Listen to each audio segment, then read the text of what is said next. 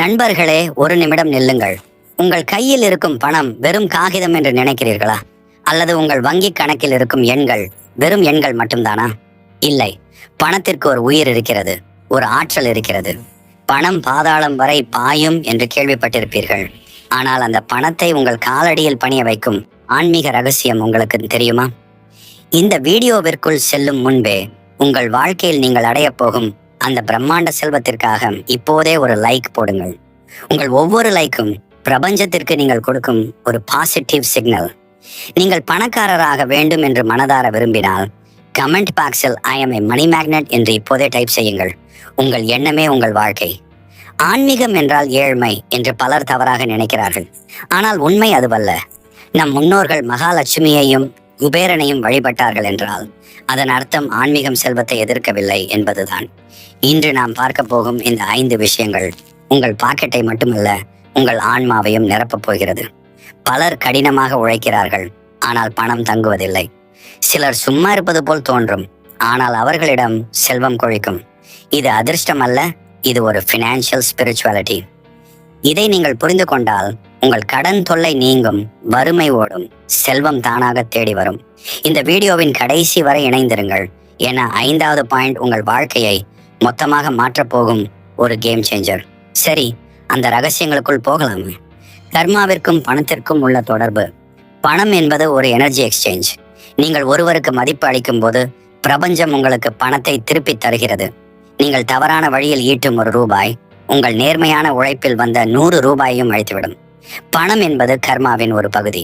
நீங்கள் பிறருக்கு கொடுக்கும் போது அது மும்மடங்காக திரும்பும் என்பது ஆன்மீக விதி. இதையே நிதி மேலாண்மையில் சர்க்குலேஷன் என்கிறோம். பணத்தை முடக்கி வைப்பவர்களிடம் அது சேராது. ஓடும் நதிதான் சுத்தமாக இருக்கும். அதுபோலத்தான் பணமும். உங்கள் செலவுகளை புகாராக பார்க்காமல் ஒரு முதலீடாக பாருங்கள்.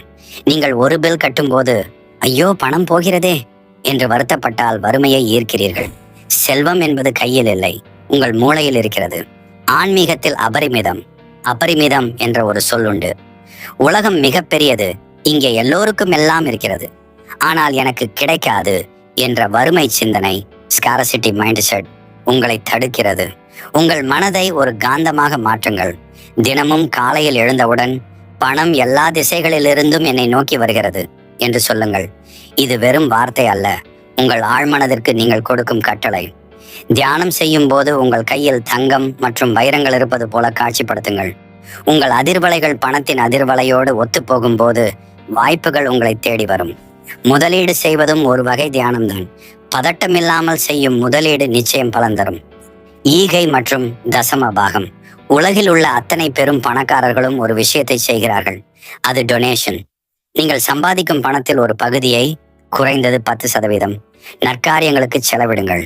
இது ஆன்மீக ரீதியாக உங்கள் செல்வத்தை பாதுகாக்கும் இன்சூரன்ஸ். நீங்கள் கொடுக்க தொடங்கும் போது பிரபஞ்சம் உங்களுக்கு கொடுக்க தகுதியானவர் என்ற தகுதியை வழங்குகிறது. விதைக்காமல் அறுவடை செய்ய முடியாது. உங்கள் பணத்தை மற்றவர்களின் முன்னேற்றத்திற்காக சிறிய அளவில் பயன்படுத்தும் போது அது ஒரு விதையாக மாறி ஆலமரமாக வளர்ந்து உங்களுக்கு பலன் தரும். நிதி மேலாண்மையில் இதை சோஷியல் ரெஸ்பான்சிபிலிட்டி என்பார்கள். ஆன்மீகத்தில் இதை தர்மம் என்கிறோம். தர்மம் தலை காக்கும், உங்கள் செல்வத்தையும் காக்கும். நன்றியுணர்வு செல்வத்தின் திறவுகோல். இருப்பதை கண்டு நன்றி சொல்பவனிடம் செல்வம் பெருகும், இல்லாததை நினைத்து புலம்புபவனிடம் இருப்பதும் பறிக்கப்படும். இது ஒரு பிரபஞ்ச விதி. உங்களிடம் இன்று ₹100 இருந்தால் அதற்கு நன்றி சொல்லுங்கள். இன்னும் ₹1000 இல்லையே என்று கவலைப்படாதீர்கள். ஒவ்வொரு முறை உங்கள் வங்கி கணக்கிற்கு பணம் வரும்போதும் ஒரு நிமிடம் கண்மூடி மனதார நன்றி சொல்லுங்கள். உங்கள் பணப்பையை மரியாதையாக வைத்திருங்கள்.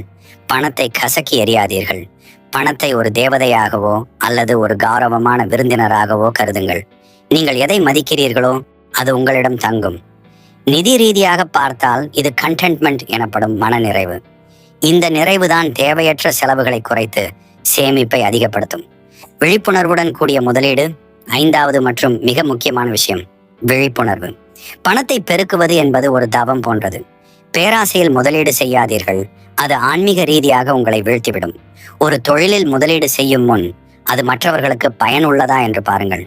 நேர்மையான வழியில் தர்மத்திற்கு உட்பட்டு நீங்கள் செய்யும் முதலீடுகள் மட்டுமே நீண்ட காலத்திற்கு நிலைக்கும். லாட்டரி அல்லது சூதாட்டம் போன்ற ஈஸி மணி உங்கள் நிம்மதியை பறிக்கும். நிதானமாக திட்டமிட்டு உங்கள் அறிவை முதலீடு செய்து பணத்தை ஈட்டுங்கள். உங்கள் ஆன்மா எதை செய்ய சொல்கிறதோ அந்த துறையில் உங்கள் திறமையை வளர்த்துக் கொள்ளுங்கள். நீங்கள் உங்கள் திறமையை வளர்த்தால் லக்ஷ்மி உங்கள் பின்னால் வருவாள். இதுவே உண்மையான நிதி சுதந்திரம். நண்பர்களே, இதுவரை நாம் பார்த்த இந்த 5 விஷயங்களும் உங்கள் வாழ்க்கையை ஒரு புதிய பாதைக்கு அழைத்துச் செல்லும் என்று நான் நம்புகிறேன். பணம் என்பது சாபம் அல்ல, அது ஒரு வரம். அதை நீங்கள் எப்படி பயன்படுத்துகிறீர்கள் என்பதில் தான் எல்லாம் இருக்கிறது. இந்த வீடியோவில் சொன்ன விஷயங்களில் உங்களுக்கு பிடித்த அல்லது நீங்கள் இன்று முதல் கடைபிடிக்க போகும் ஒரு விஷயம் எது? அதை மறக்காமல் கமெண்ட் செய்யுங்கள். உங்களில் யாராவது ஒருவர் ஏற்கனவே இந்த லா ஆஃப் அட்ராக்ஷன் மூலம் பலனடைந்திருந்தால் அதையும் மற்றவர்களுடன் பகிர்ந்து கொள்ளுங்கள். அது இன்னொருவருக்கு நம்பிக்கையை தரும். இந்த தகவல் உங்கள் நண்பர்களுக்கும் பயனுள்ளதாக இருக்கும் என்று தோன்றினால் தயங்காமல் அவர்களுக்கு ஷேர் செய்யுங்கள். நீங்களும் வளர வேண்டும், உங்கள் சுற்றமும் வளர வேண்டும். அதுவே உண்மையான ஆன்மீகம். இன்னும் இது போன்ற பல சக்தி வாய்ந்த ஆன்மீக மற்றும் நிதி சார்ந்த ரகசியங்களை தெரிந்து கொள்ள நம்ம சேனலை சப்ஸ்கிரைப் செய்து அந்த பெல் ஐகானை அழுத்தி வையுங்கள். உங்களின் ஆதரவே எங்களின் பலம். வாழ்க வளமுடன், செல்வச் செழிப்புடன் இருங்கள். அடுத்த வீடியோவில் சந்திப்போம். நன்றி.